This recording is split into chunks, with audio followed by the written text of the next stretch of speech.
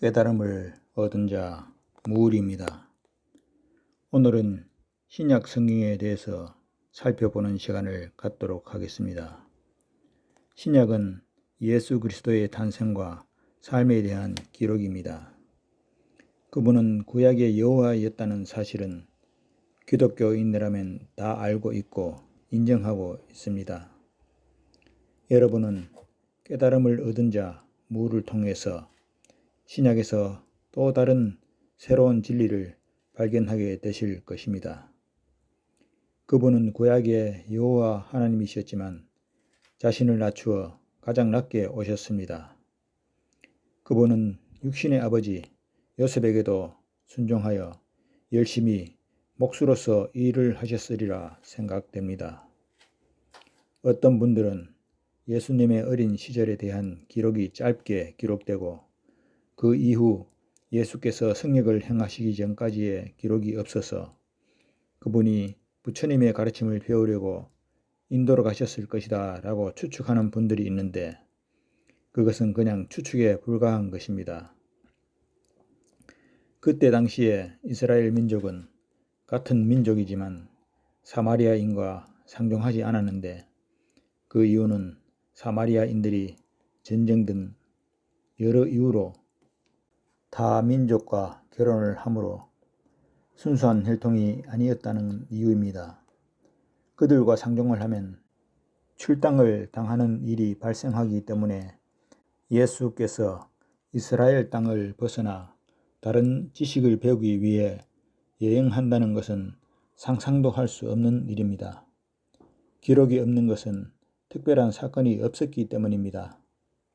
누가복음 2장 40절에는 아기가 자라며 강하여지고 지혜가 충만하며 하나님의 은혜가 그의 위에 있더라 라는 기록도 있고 그가 선생들 중에 앉으사 그들에게 듣기도 하시며 묻기도 하시니 듣는 자가 다 그 지혜와 대답을 놀랍게 여기더라 라고 기록되어 있어 그분은 이미 12살 때 성전에서 랍비들과 성경에 대해서 토론할 정도로 성경에 대해 해박한 지식을 가지고 계셨음을 알 수 있습니다.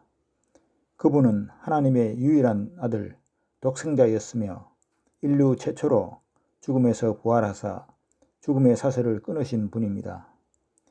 이 세상에 그분과 비견될 사람은 아무도 없습니다.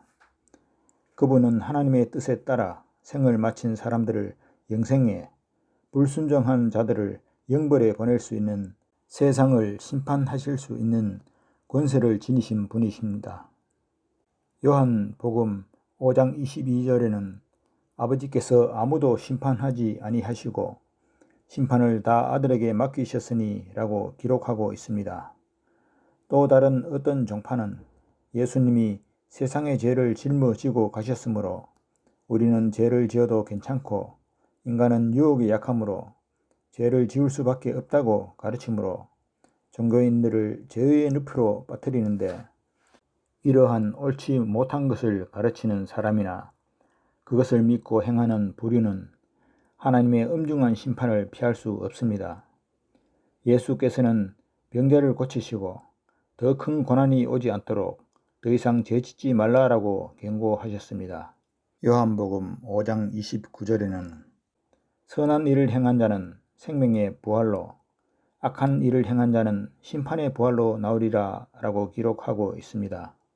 누가복음 8장 28절에는 예수를 보고 부르짖으며 그 앞에 엎드려 큰 소리로 불러 이르되 지극히 높으신 하나님의 아들 예수여 당신이 나와 무슨 상관이 있나이까 당신께 구하노니 나를 괴롭게 하지 마옵소서 하니 사탄도 예수님이 하나님의 아들이라는 것을 알고 있고 믿고 있다는 것을 알 수 있습니다. 그러므로 예수님을 믿는 믿음만으로는 천국에 갈 수 없습니다. 디모데후서 4장 3절에는 때가 이르리니 사람이 바른 교훈을 받지 아니하며 귀가 가려워서 자기의 사욕을 따를 스승을 많이 두고 또 그 귀를 진리에서 돌이켜 허탄한 이야기를 따르리라 라고 기록하고 있습니다. 지금이 예언되었던 그 시기가 아닌가 생각됩니다. 전능하신 하나님은 자신이 한 말을 취소하지 않으십니다.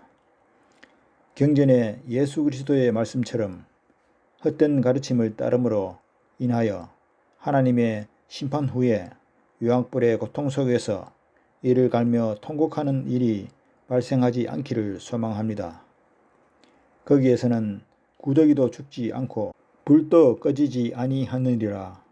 사람마다 불로서 소금치듯 함을 받으리라 라고 기록되어 있습니다. 요한 1서 4장 12절에는 어느 때나 하나님을 본 사람이 없으되 라고 기록하고 있는데 이건 무슨 뜻일까요? 예수께서는 성역을 행하시는 동안 한 번도 자신이 하나님이라고 한 적이 없음을 상기하시기 바랍니다. 그분은 항상 나는 하나님의 아들이라고 했습니다. 신약 성경 어느 곳에서도 나는 유일하신 참 하나님이다 라고 하신 적이 없습니다. 그분이 죽음에서 부활하신 후 막달라 마리아에게 하신 말씀을 살펴보겠습니다. 요한복음 20장 17절 예수께서 이르시되 나를 붙들지 말라. 내가 아직 아버지께로 올라가지 아니하였노라. 너는 내 형제들에게 가서 이르되 내가 내 아버지 곧 너희 아버지 내 하나님 곧 너희 하나님께로 올라간다 하라 하시니 그때 하늘로 올라가신 예수님은 드디어 아버지 하나님과 같은 하나님이 되어 그분의 아버지 엘로힘 하나님과 함께 1820년 선지자 조셉 스미스에게 나타나셨습니다. 이제 조셉 스미스는 인류 최초로 참 하나님을 본 첫 사람입니다. 삼위일체의 교리는 인간의 생각이 만들어내는 잘못된 교리입니다.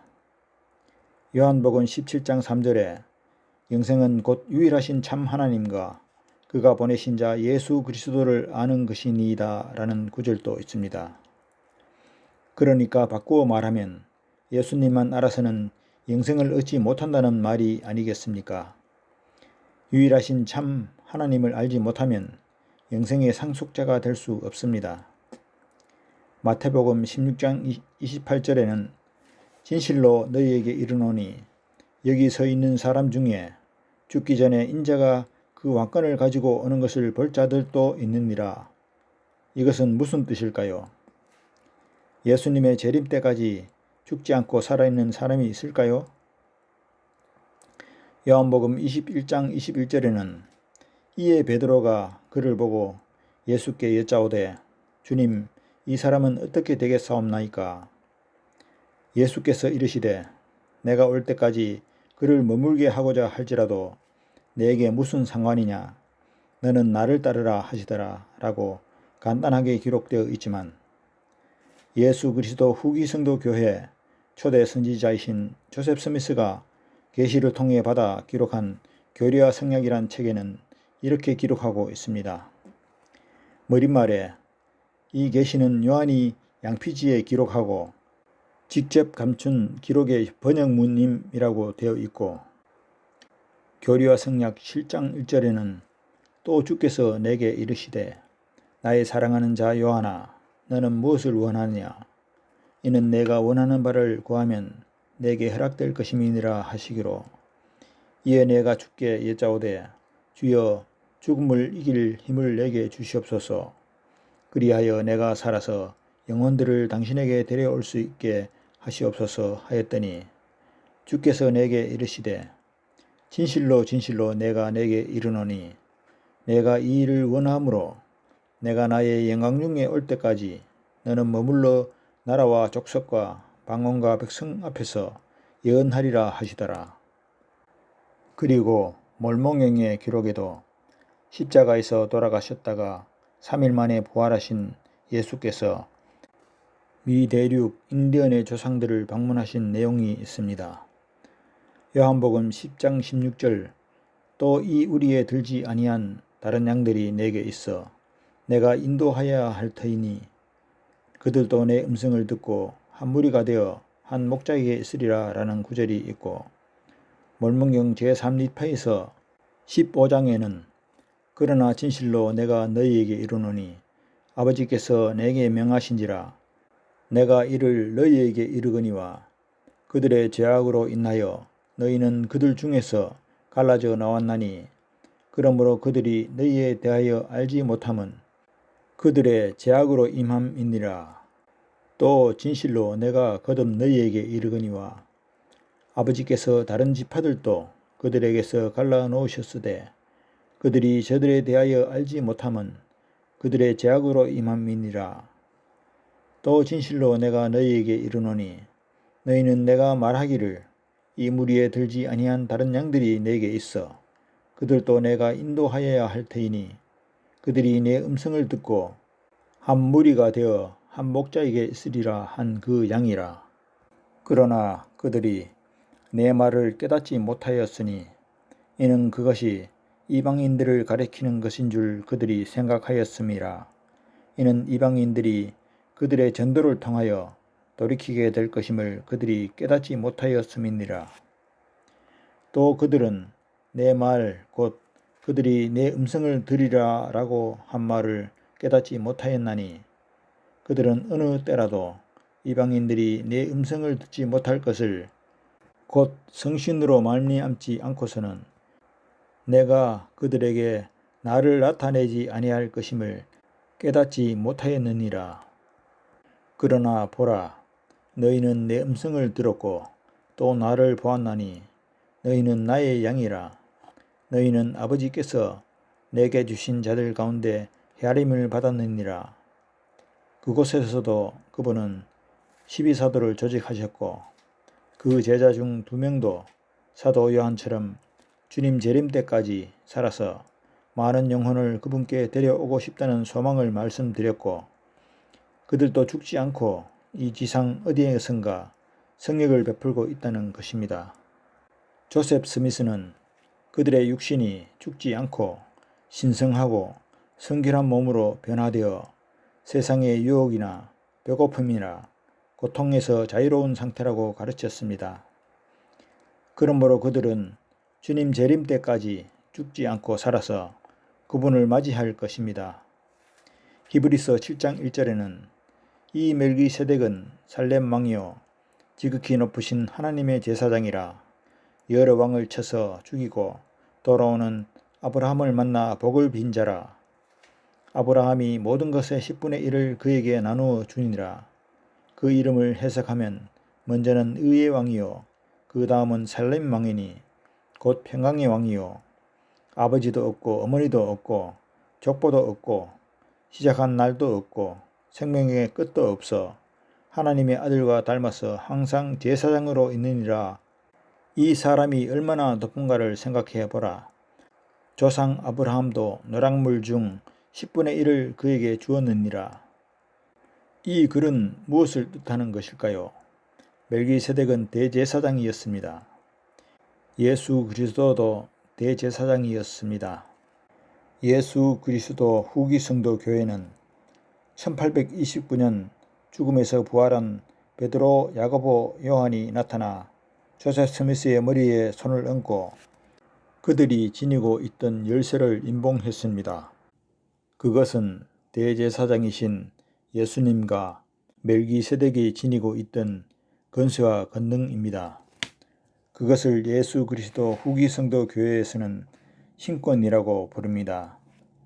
그것은 여호와 하나님이 세상을 창조하신 권능이요 조셉 스미스가 교회를 설립하고 관리할 수 있는 권능이요 그로부터 위임받은 교회의 장로들이 손을 얹고 안수로서 병자도 고치고 죽은 자도 일으키는 권능입니다.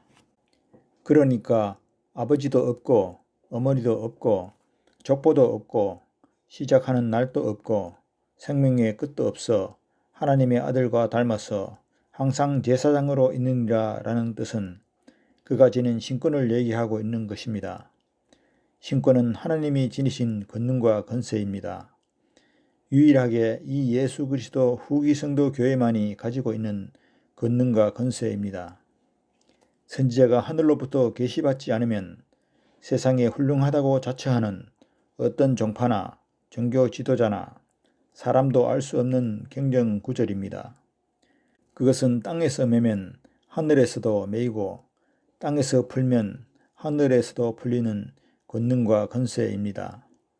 구약 성경은 각 시대마다 일어난 역사를 시대별로 순서대로 기록한 이스라엘 민족의 역사서라면, 신약 성경은 사도들이 흩어져 있는 각 교회를 관리하기 위해 보낸 편지나 개인적으로 기록한 일기를 모아서 만든 책입니다. 그러므로 마태가 쓴 마태복음이 먼저 기록되었는지 요한계시록이 먼저 기록되었는지는 알 수 없습니다. 그 기록들을 모아서 편집한 사람에 의하여 그렇게 순서가 정리된 것입니다. 그러므로 요한계시록의 마지막 부분, 내가 이 두루마리의 예언의 말씀을 듣는 모든 사람에게 증언하노니 만일 누구든지 이것들을 외에 더하면 하나님이 이 두루마리에 기록된 재앙들을 그에게 다하실 것이요, 만일 누구든지 이 두루마리의 예언의 말씀에서 제하여 버리면 하나님이 이 두루마리에 기록된 생명나무와 및 거룩한 성에 참여함을 제하여 버리시리라. 라는 구절은 그 계시록에 대한 내용만을 말하는 것이지 성경 전체를 말하는 것이 아니라는 것을 깨달아야 합니다.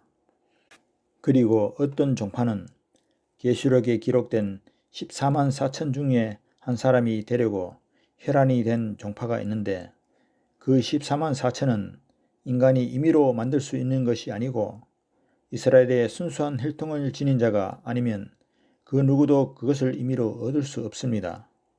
마가복음 10장 40절에 내 좌우편에 앉는 것은 내가 줄 것이 아니라 누구를 위하여 준비되었든지 그들이 얻을 것이니라. 이 내용은 세베대의 아들 야고보와 요한이 예수께 주님이 영광 중에 임하실 때 주님의 좌우편에 앉기를 원했을 때 예수께서 하신 말씀입니다. 그러므로 하나님이 계획하신 일은 예수께서도 임의로 변경할 수 없다는 뜻입니다. 히브리서 5장 4절에 이 종기는 아무도 스스로 취하지 못하고 오직 아론과 같이 하나님의 부르심을 받은 자라야 할 것이니라. 그리스도께서 대제사장 되심도 스스로 영광을 취하심이 아니요 라는 구절로 그 이유를 알 수 있습니다. 디모데전서 4장 1절에는 성경이 밝히 말씀하시기를 후일에 어떤 사람들이 믿음에서 떠나 미혹하는 영과 귀신의 가르침을 따르리라 하셨으니 스스로를 잘 살피고 신중하시기 바랍니다. 참된 것을 알기 위해 우리가 할 수 있는 가장 올바르고 유일한 방법은 진심을 담은 기도입니다.